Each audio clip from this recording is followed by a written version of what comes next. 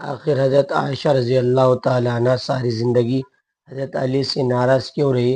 حضرت علی نے حضرت عائشہ کے بارے میں ایک ایسی بات کہہ دی جس کو لے کر حضرت عائشہ رضی اللہ تعالیٰ عنہ ان سے اتنی ناراض ہو گئی کہ ساری زندگی کبھی بات نہ کی، اور یہ ناراضگی اتنی بڑی کہ آگے جا کر ان دونوں کے بیچ ایک جنگ ہوئی جس میں ہزاروں صحابی۔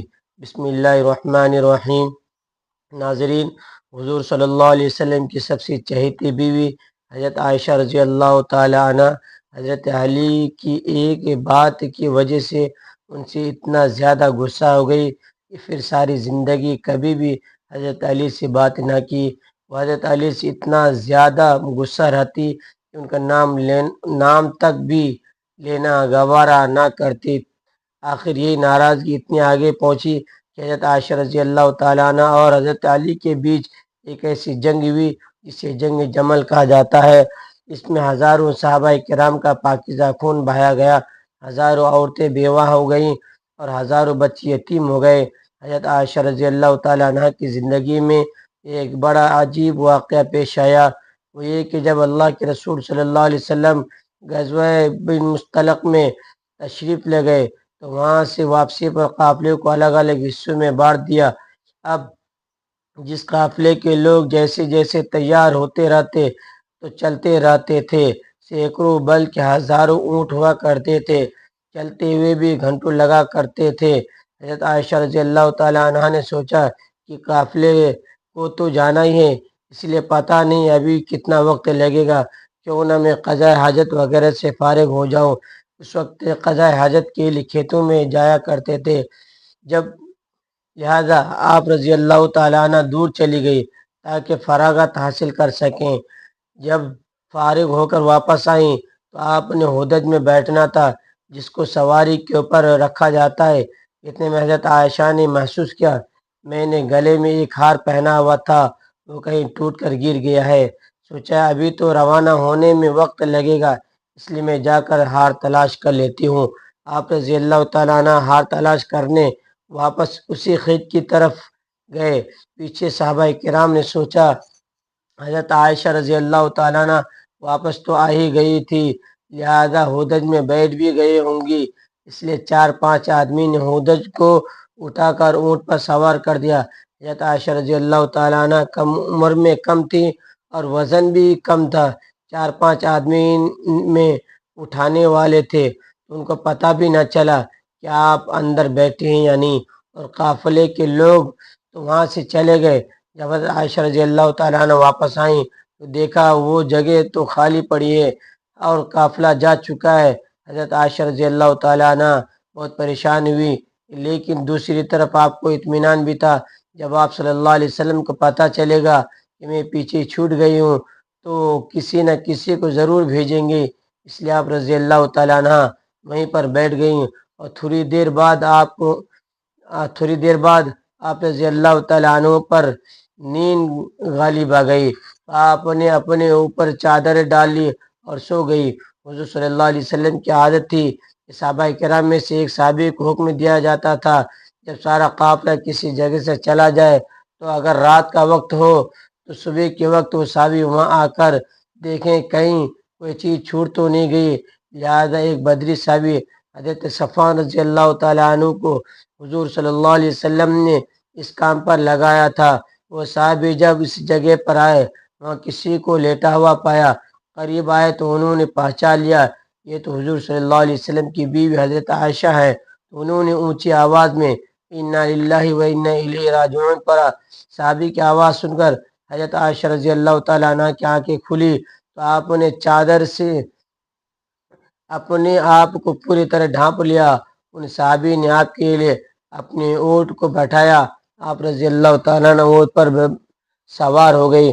ان صحابی نے اونٹ کی رسی پکڑی اور چل پڑے، یہاں تک کہ جب وہ اس قافلے کے پاس پہنچے، قافلے میں جو منافق موجود تھے انہوں نے جب ایسا دیکھا تو کہنے لگے اس میں تو کچھ نہ کچھ کوئی بات ہوئی ہوگی۔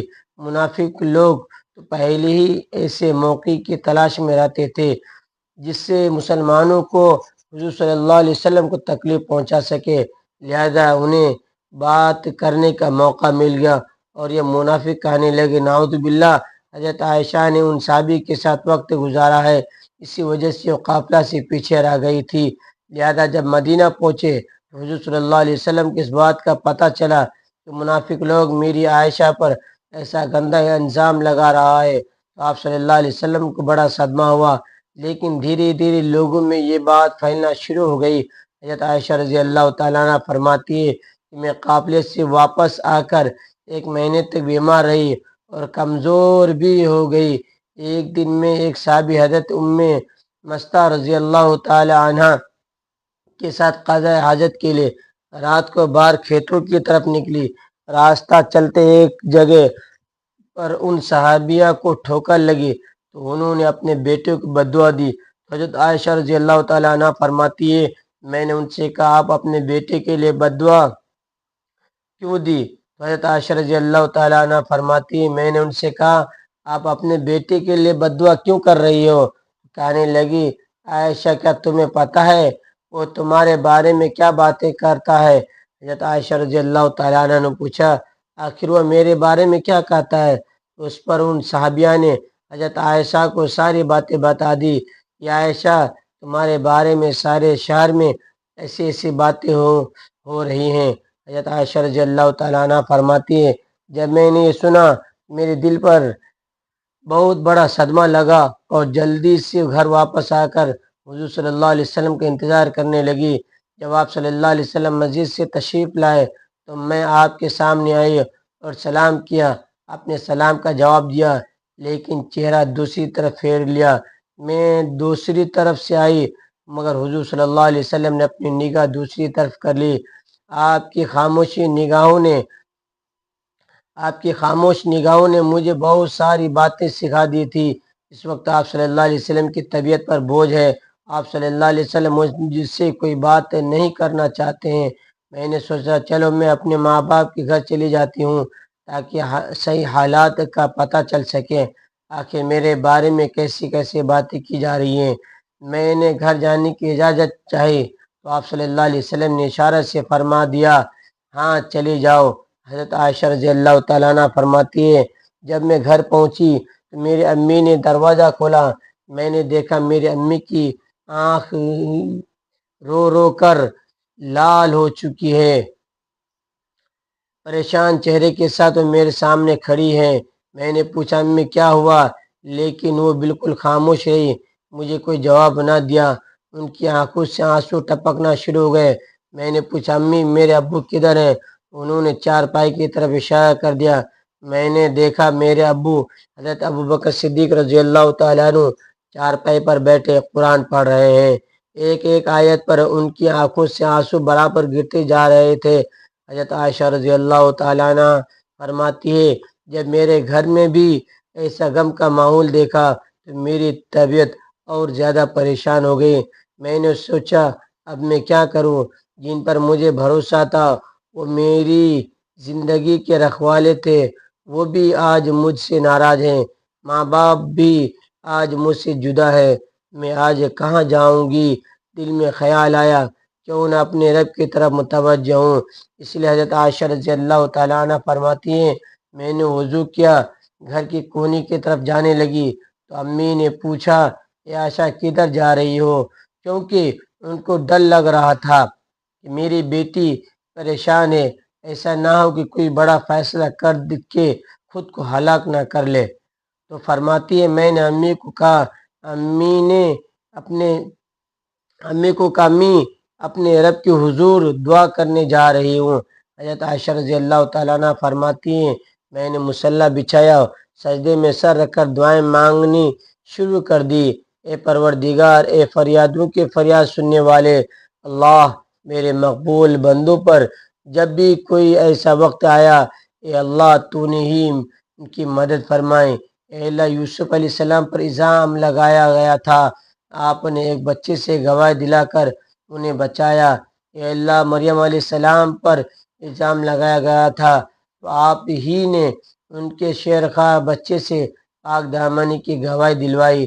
اے اللہ آج تیرے محبوب کی عائشہ تیرے دروازے پر حاضر ہے اور فریاد کرتی ہے مجھ پر بھی تہمت لگی ہے، اے اللہ تو میرا کی مدد فرما، میرے شوہر نے بھی اس وقت میرا ساتھ چھوڑ دیا ہے، اب آپ کے علاوہ میرا کوئی سہارا نہیں ہے جس کمزور کو تسلی دے سکے، اے اللہ میری مدد فرما۔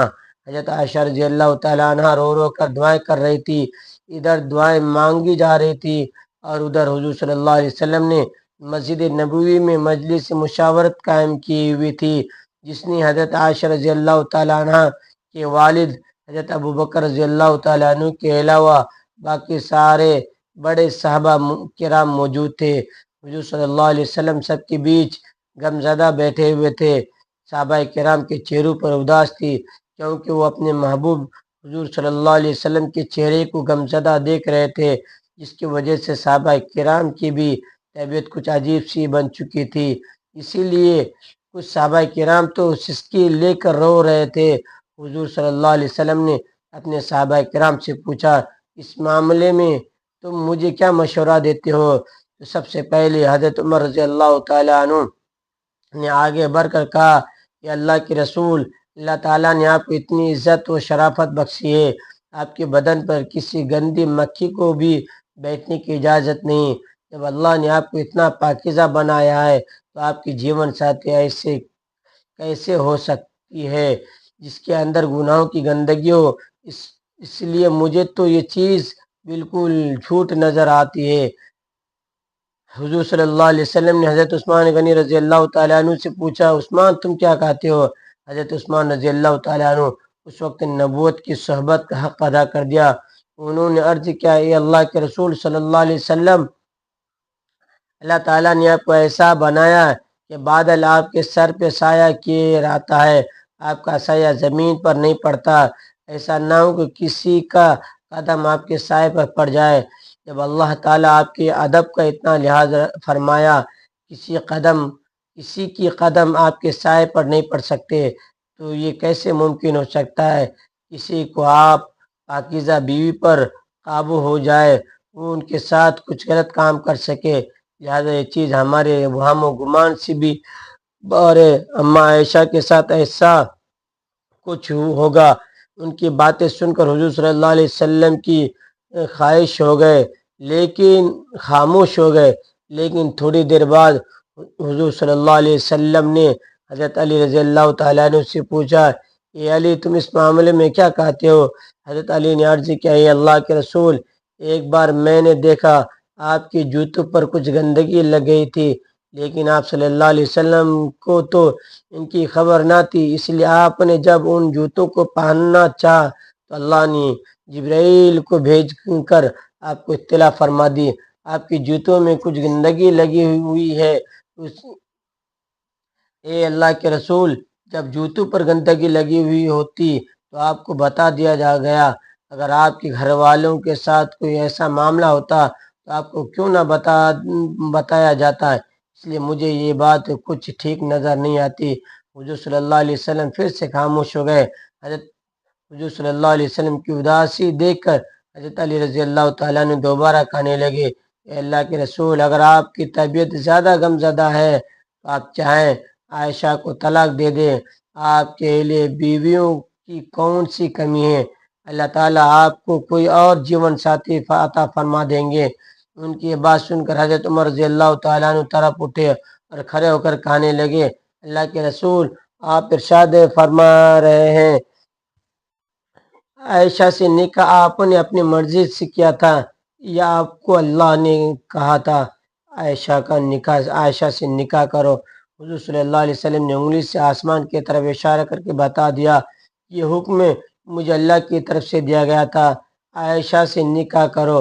اس پر حضرت عمر رضی اللہ تعالیٰ نے فرمانے لگے، اللہ کے رسول، اب مجھے چھوڑ دیجئے، ان منافقوں کو چھوڑ دیجئے، میری تلوار جانے اور منافقوں کی گردن جانے، وہ اللہ کے پسند کی عورت کے بارے میں ایسی باتیں کر رہے ہیں، میں ان سبھی کی گردنیں اڑا دوں گا۔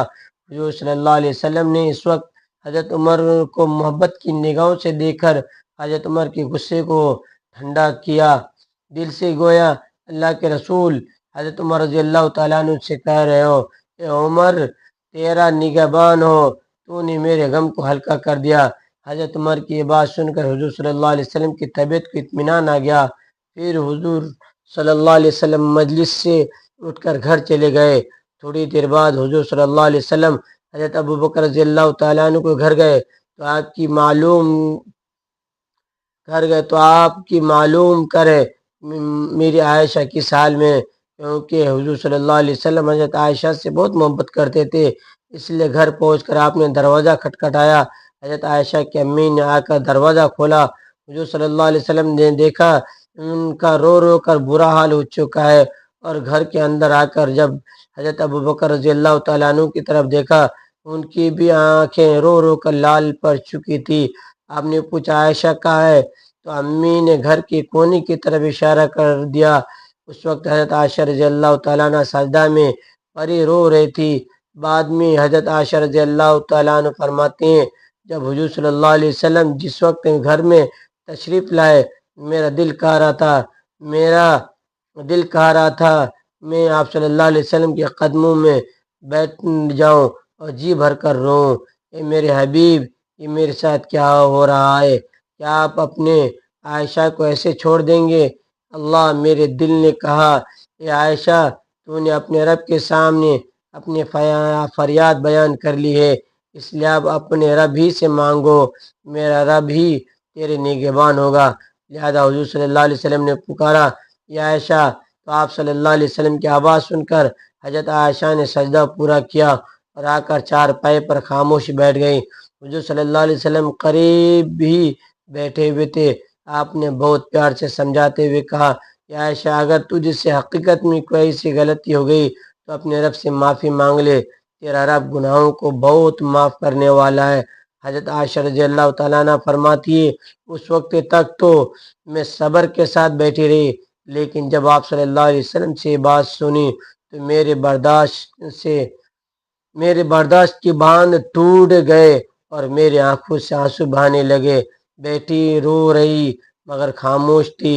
آخر روتے ہوئے میں نے کہا، اے اللہ کے رسول، میں وہی بات کہوں گی یوسف علیہ السلام کی والد حضرت یعقوب علیہ السلام نے کہی تھی، میں اپنا درد صرف اپنے رب سے بیان کرتا ہوں، کیونکہ اے اللہ کے رسول، آج اگر میں کہوں گی میں نے ایسا غلط کام نہیں کیا تو آپ لوگ میری بات نہیں مانو گے، اگر کہہ دوں کہ میں نے ایسا کام کیا تو آپ لوگ فوراً میری یہ والی بات مان جائیں گے، اس لیے میں اپنے اللہ ہی سے فریاد کرتی ہوں، وہ میرے لیے کوئی نجات کا راستہ نکالے گا۔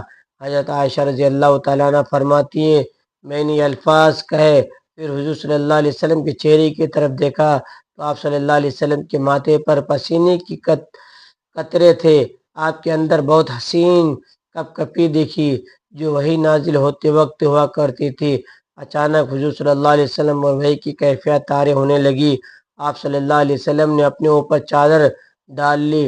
حضرت عائشہ رضی اللہ تعالیٰ عنہ فرماتی ہیں، میں آرام سے بیٹھی تھی، دل میں خیال آ رہا تھا، اللہ تعالیٰ آپ صلی اللہ علیہ وسلم کو خبر کر دیں گے یا نیند میں کوئی خواب دکھا دیں گے، میں بے گناہ ہوں، مگر میرے ماں باپ اس وقت بہت زیادہ پریشان تھے۔ میں نے اپنے والد کو دیکھا، وہ تڑپ رہے تھے، وہی نازل ہو رہی ہے، پتہ نہیں میری بیٹی کی قسمت کا کیا فیصلہ ہو۔ والد کی آنکھوں میں بھی آنسو تھے اور امی بھی رو رہی تھی۔ تھوڑی دیر بعد حضور صلی اللہ علیہ وسلم نے چہرے سے کپڑا ہٹایا تو آپ صلی اللہ علیہ وسلم کا چہرہ چودھری رات کے چاند کی طرح چمک رہا تھا۔